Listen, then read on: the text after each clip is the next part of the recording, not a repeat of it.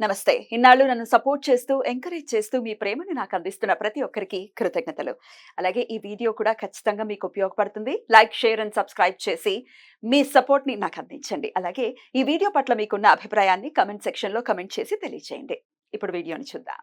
నమస్తే. Welcome to our channel. నేను పద్మిని. ప్రస్తుతం మనతో పాటు ప్రముఖ ఆధ్యాత్మికవేత్త, ఆస్ట్రోన్యూమరాలజిస్ట్, ఎనర్జీ వాస్తు స్పెషలిస్ట్, శ్రీ విద్య ఉపాసకురాలు శ్రీమతి జయప్రద గారు మనతో పాటు ఉన్నారు. మాట్లాడదాం. నమస్కారం అండి. నమస్తే అమ్మా, శ్రీమాత్రే నమః. నక్షత్రాల గురించి చాలా అద్భుతంగా వివరిస్తూ ఉన్నారు. ఏ నక్షత్రం వాళ్ళకి ఏ దశలు యోగిస్తాయి అనేది చాలా వివరంగా తెలియజేస్తున్నారు. ఆల్రెడీ పూర్వ పల్గుని వరకు మాట్లాడుకున్నాము. ఇక ఉత్తర పల్గుని నక్షత్ర జాతకులు అసలు ఎలా ఉంటారు, ఎట్లాంటి దశ వీళ్ళకి ఖచ్చితంగా యోగించే పరిస్థితి ఉంటుంది, ఒక్కసారి మీ ద్వారా. తప్పకుండా నాన్న. ఉత్తర ఫల్గుని నక్షత్రం అనేది రవి నక్షత్రం. సో వీళ్ళు చాలా డీసెంట్గా, చాలా చక్కగా, హుందాగా ఉండడానికి ఇష్టపడతారు, అమ్మాయిలైనా అబ్బాయిలైనా. సో జాతకంలో నక్షత్రాల్లో యోగాలు కూడా అంతే వీళ్ళకి. రవి దశ, తర్వాత చంద్రమా దశ, తర్వాత కుజమా దశ. సో కుజమా దశ కూడా అగ్రెసివ్ గా ఉండరు వీళ్ళు. ఆలోచన నార్మల్ గానే వెళ్తారు. అసలు ఇంత శాంతంగా, ఇంత కామ్ గా వెళ్లే మనుషులు ఎవరు ఉన్నారంటే ఈ ఉత్తర ఫల్గుని నక్షత్రం. అదేంటండి రవి నక్షత్రాలు అగ్ని అంటే ఎట్లయినా రవే కదా. రవి నక్షత్రం ఇది ఒక్కటి మాత్రం ఉండదు. మళ్ళీ ఉత్తరాషాఢకి అలా ఉండదు, కృతికకి అలా ఉండదు. కృతిక ఉత్తర ఫల్గుని నక్షత్రం అంతా చాలా సౌమ్యులు.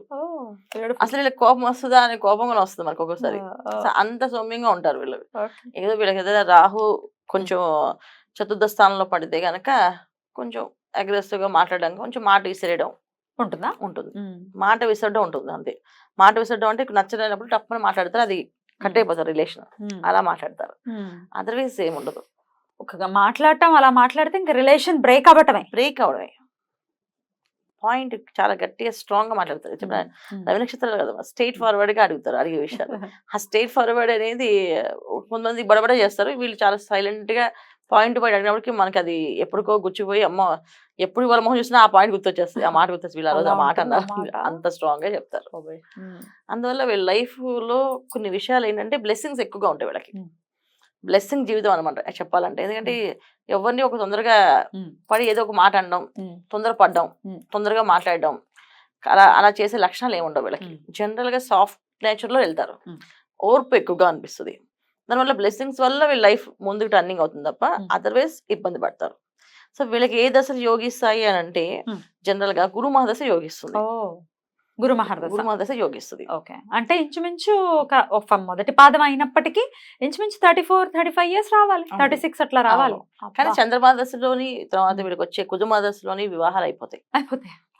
అయ్యో, చంద్రమహాదశ అంటే చాలా చిన్న ఏజ్ కదండి. సో చాలా మందికి చిన్న ఏజ్ లోనే వివాహాలు అయ్యే అవకాశాలు కూడా ఈ ఉత్తర ఫల్గుని నక్షత్రాలకి. బాల్య వివాహం. అవును, కొంతమంది అలా అవుతుంది ఆడపిల్లలకి, మగపిల్లలు కాదు. సో ఆడపిల్లల విషయంలో ఇప్పుడు చాలా మంది మనకి బ్రాహ్మిన్స్ లో వేద పండితులకి వివాహాలు అవుతాయి, అమ్మాయిలు ఇచ్చేస్తారు. సో వాళ్ళు ఎంచుకునే పిల్లలు వీళ్ళే ఉంటారు ఎక్కువగా. ఎందుకంటే వీళ్ళు చాలా సౌమ్యంగా ఉంటారు, డీసెంట్ గా మాట్లాడతారు, ఏ విషయంలో తొందరపడి అన్నారు అరే ఈ అమ్మాయి చాలా చక్కగా ఉంది, హుందాగా చక్కగా ఉంటుంది, ఆ పిల్లని చేసుకుందాం అనే ఫీలింగ్ ఉంటుంది. తల్లి కూడా అలాగే పద్ధతి ఉన్నప్పుడు ఆ తల్లి ఒక అనుగ్రహంతో పిల్లలు కూడా అలాగే ఉంటారు. సో ఆ యోగం కూడా ఉంది వీళ్ళకి, అందుకని చేస్తారు. సో వీళ్ళకి గురు మదర్స్లోని జరిగే వివాహాలు ఎక్కువ. చాలా మంది గురు మదర్స్లో సెటిల్ అవ్వడం, వివాహాలు అవ్వడం బాగుంటుంది. గురు మదర్స్ బాగా యోగిస్తుంది. వన్స్ గురువు ఒకవేళ జాతకంలో యోగం లేకపోతే అప్పుడు ఇబ్బంది.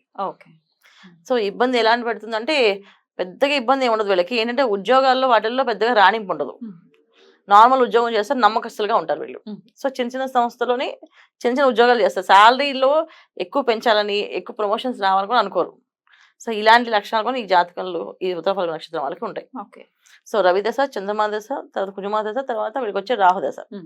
సో రాహు దశలో వీళ్ళకి ఏంటంటే ఇబ్బంది, రాహు ఒకవేళ బాగుంటే రాహు దశను యోగిస్తుంది. రాహు బాగుండాలి, బాగా లేకపోతే ఇబ్బంది. జనరల్ గా రాహు బాగుండడు. జనరల్ ఉత్తర ఫల్గుని నక్షత్రానికి రాహు ఎప్పుడు కూడా యాంటీ కాంబినేషన్ లో వస్తాయి. ఎందుకు తెలియదు కానీ జనరల్ గా జాతకాల్లో చాలా వరకు నేను ఉత్తర ఫల్గుని నక్షత్రం రాహు యోగిస్తున్నాడా అని చూస్తే యోగించట్లేదు. అంటే రాంగ్ ప్లేసెస్ వస్తాడు అని ఎక్కువ రాంగ్ ప్లేసెస్. వీళ్ళకి కేతు యోగిస్తూ ఉంటాడు, కానీ కేతు దశ రావడానికి టైం పట్టేస్తుంది. సో అందుకని ఏంటంటే రాహు దశ అందుకే యోగించదేమో అనిపిస్తుంది. కొంతమందికి రాహు అంతర్దశ యోగిస్తాయి.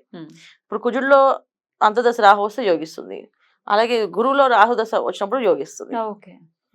అవి కొంతమందికి యోగిస్తున్నాయి. అవి ఎలా యోగిస్తాయంటే ఉద్యోగాలు సడన్ గా వీళ్ళు మారిపోతారు అనమాట. మనుషులు ఎంత సాఫ్ట్ స్వభావం ఉండి ఒకేసారి రాజకీయాల్లోకి వెళ్ళడం కానీ, టపటపా మాట్లాడడం కానీ, ఒక పేపర్ తీసుకొని దాని గురించి అనాలిసిస్ చేసి దాని వివరం చెప్పడం కానీ, ఇలాంటివన్నీ చిన్నగా వస్తుంట. సడన్ గా జరిగే పరిణామాలు అంటారు కదా, అలాంటి పరిణామాలు వీళ్ళ జీవితాల్లో ఉంటాయి. సో అవి ఎలా ఉంటాయంటే రాహు ఒకవేళ వీళ్ళకి అర్ధ దశల్లో యోగిస్తే ఖచ్చితంగా వెళ్ళి మంచి పొజిషన్ లో కొంతమంది రాజకీయాల్లో రాణించేస్తారు. ఆటోమేటిక్ గా పొజిషన్ వచ్చి మీరు ఏం చేయట్లేదు, జస్ట్ కూర్చోండి అంతే, కూర్చొని మీరు చెప్తూ ఉండండి అంటే చాలు వీళ్ళు అంతే హ్యాపీగా వెళ్ళిపోతారు. అలాంటి అవకాశాలు ఎక్కువగా ఉంటాయి. సో లేడీస్ కి వచ్చేసి ఎప్పుడు కొన్న బిందాస్ లైఫ్, వాళ్ళు ఎంత టెన్షన్ పెట్టుకోరు, తీసుకోరు. ఎందుకంటే మాకు అంత అవసరం లేదు అని చెప్తారు. అంత అవసరం లేదు, ఎందుకు ఆయన కష్టపడుతున్నారు కదా, ఆయన కష్టపడితే ఆయన నేను అన్ని చేసి పెడితే చాలు, నాకు ఎందుకు మళ్ళీ నేను సపరేట్ నేను కష్టపడడం ఎందుకు అని అంటే. కొంతమందికి లేడీస్ కి చేయాలని అనిపించినా సరే అవకాశాలు ఉండవు. కొంతమందికి ఉండే తాపత్రయం ఉంటుంది, చేద్దాం ఏదైనా సాధిద్దాం కొంచెం ఇలా లైఫ్ అంతా చదువుకున్నాను. నేను అంత చదువుకుని చాలా బాగా చదువుతాను అన్న, చదువులు మాత్రం బ్రహ్మాండంగా ఉంటాయి. అవి బ్రహ్మాండం చదువుతారు. ఇంటెలిజెన్స్ ఎంత బాగా చదువుతారంటే అసలు డిగ్రీస్ ఇన్ని డిగ్రీస్ అనేవి మీకోనండి. అవునండి, చూడడానికి సింపుల్ గా అనిపిస్తారు వాళ్ళు. సో మీకు ఇన్ని డిగ్రీస్ ఉండి మరి ఏం మాట్లాడలేదంటే ఏమో వాళ్ళతో అసలు కష్టం మామూలుగా. అసలు వాళ్ళతో మనం జర్నీ చేసామంటే నీరసం వచ్చేస్తుంది ఫస్ట్ ఆఫ్ ఆల్. కొంతమంది ఏంటంటే సైలెంట్ అలా వెళ్ళిపోతారు. కొన్ని అవర్స్ మాట్లాడుకొని ఉండగలరు వాళ్ళు. ఒక జర్నీ చేస్తే మన పక్కన ఒక 1 hour, హాఫ్ అన్ అవర్ మాట్లాడతాయి ఏ విషయాలు. వీళ్ళు 1 or 2 hours కదా, అసలు కలవకపోతే మ్యాచ్ అవ్వకపోతే 2 days అని వాళ్ళు అలా వాళ్ళతో ట్రావెల్ చేస్తారు కానీ అసలు మాట్లాడరు. ఎంత బోర్ కొట్టేది మీకు అనండి, ఏం పర్లేదండి అంటే కంఫర్టబుల్ అనమాట వాళ్ళు. సో అలాంటి ఇబ్బందులు కూడా వీళ్ళతో ఉన్నాయి. సో చిన్న వయసులో ఆడపిల్లలకైతే వివాహం అయిపోయే పరిస్థితి ఉంటుంది. ఒకవేళ అవ్వని పక్షంలో ఏ దశలో వీళ్ళకి వివాహం చేసుకుంటే మంచిది, కెరియర్ ఎప్పుడు సెటిల్ అవుతుంది? రాహు మహర్దశ. అదే మీరు అన్నట్టుగా రాహు మహర్దశ, వివాహం కూడా అప్పుడే రాహు మహర్దశ. అప్పటికి రాహులో వీళ్ళకి జనరల్ గా రాహు అంటే 18 ఏళ్ళు కదా ఉంటుంది. 18 ఏళ్ళు ఉంటుంది. రవిదశ రాహు 6 ఏళ్ళు రవిదశ, గురువు కాదు కదా. తర్వాత చంద్రమాదశ, తర్వాత కుజమాదశ. 18 years కి ఆల్మోస్ట్ రాహు స్టార్ట్ అయిపోతాడు. సో 18 years ఉంటాయి ఆయన. సో రాహు దశలోనే వీళ్ళకి సెటిల్ అవ్వడం కానీ, ఉద్యోగం రావడం కానీ, వివాహం అవడం కానీ అవుతుంది. యోగం అయితే అది యోగకారకుడు అయితే కనుక బ్రహ్మాండంగా యోగిస్తుంది, లేకపోతే నార్మల్ వెళ్ళిపోతుంది అంతే. సో ఇది ఒకటి మెయిన్. రాహు దశ ఎందుకు యోగించేటది అంటే ఒక నిజంగా రాహు బాగున్నా సరే యోగించదు వీళ్ళకి, నార్మల్ గా వెళ్తుంది లైఫ్, అంత స్పీడ్గా వెళ్దు. అదే పుబ్బ నక్షత్రం రాహు దశ యోగిస్తుంది, తీసుకెళ్ళి ఆయన టాప్ లో కూర్చోబెడతాడు. కానీ వీళ్ళకి అలా కూర్చోబెట్టాడు, బాగున్నా సరే బిందాస్ లైఫ్. అంటే ఒక నీళ్ళు ప్రవాహం వెళ్ళంటే అలా ప్లెయిన్ వెళ్తుంది అంతే లైఫ్, అంతే. బెటరే కదండి. ఒడిదుడుకులు వచ్చేసి సుడిగుండాలు వచ్చేసి ఇవన్నీ ఎందుకు అంటే కొంతమందికి ఈ రోజుల్లో ఆ నక్షత్రాలకు ఒప్పుకోరా, ఈ రోజుల్లో ఒప్పుకోరు. పీక్స్ కి వెళ్ళడమే కావాలి, ఏం సాధించుకుంటే ఇది చదువుకొని ఇట్లా కూర్చుంటారని చెప్పేసి చాలా మంది లేడీస్ ఉద్యోగాలు చేయకపోతే హస్బెండ్స్ అడుగుతారు. మా ఆవిడ చదువుకుంది పేరుకి, అన్ని డిగ్రీలు అన్ని దుమ్ము పట్టేసినాయి కానీ ఏం చేయదు అలాంటి హ్యూమిలేషన్స్ వింటారు అలా. సో ఏమంటే ఏం కావాలండి, కాఫీ కావాలని వచ్చి అడుగుతుంది చూడు. ఇప్పుడు వంటలు అదే సేమ్ వచ్చి ఏమంటే కాఫీ ఏమి తెమ్మంటారని అడుగుతారు తప్ప మాట్లాడరు. సో ఇలాంటి లక్షణాలు ఉన్నాయి. కొంత అబ్బాయిలు వచ్చినప్పటికి సాధిద్దాం అనుకున్నప్పుడు కూడా సాధించలేకపోతారు ఈ రాహుదశ యోగించడం వల్ల. వాళ్ళు ప్రయత్నం చేస్తూ చేస్తూ చేస్తూ ఫెయిల్ అవుతూ ఉంటారు. దానికి రీజన్ అదే.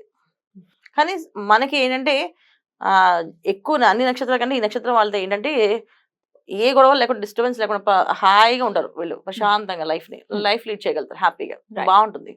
ఈ ఆరాధన ప్రత్యేకించి చేసుకోవాలి వీళ్ళు. శివారాధన వీళ్ళు బాగా చేసుకోవాలి. శివుడిని ఆరాధించడం వల్ల వీళ్ళకి అన్ని విధాల శ్రేయోషం. ఎందుకంటే వీళ్ళకి మెయిన్ వచ్చేది హార్ట్ అటాక్స్ ప్రాబ్లమ్స్ ఉన్నాయి. హార్ట్ కు సంబంధించిన, హృదయ సంబంధించిన రోగాలు, క్షయ రోగాలు కానీ, తర్వాత హార్ట్ వాల్స్ బ్లాక్ అవడం కానీ ఇలాంటివి జరుగుతాయి.